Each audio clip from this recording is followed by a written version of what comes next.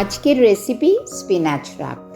Main ingredients হচ্ছে spinach অর্থাৎ পালং শাক এবং রাগি আটা। কারোর বাড়িতে যদি রাগি আটা না থাকে তাহলে সিম্পলি গমের আটা ইউজ করা যায় একই পরিমাণে। নিউট্রিশনাল গুণে ভরা এই কম ক্যালোরি স্পিনাচ রাগ। প্রথমে আসি স্পিনাচ বা পালং শাক অ্যান্টি অক্সিডেন্টে ভরা।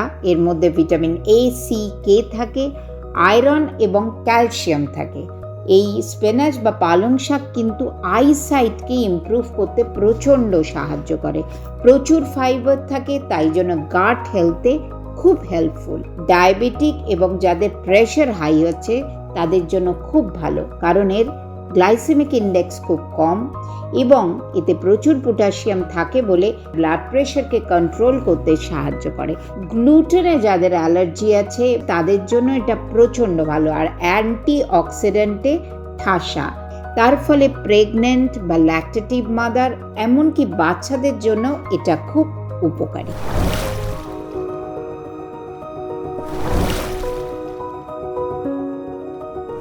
Consult with Reshmi Roy Chaudhary, the Bengali dietitian from Chicago, USA.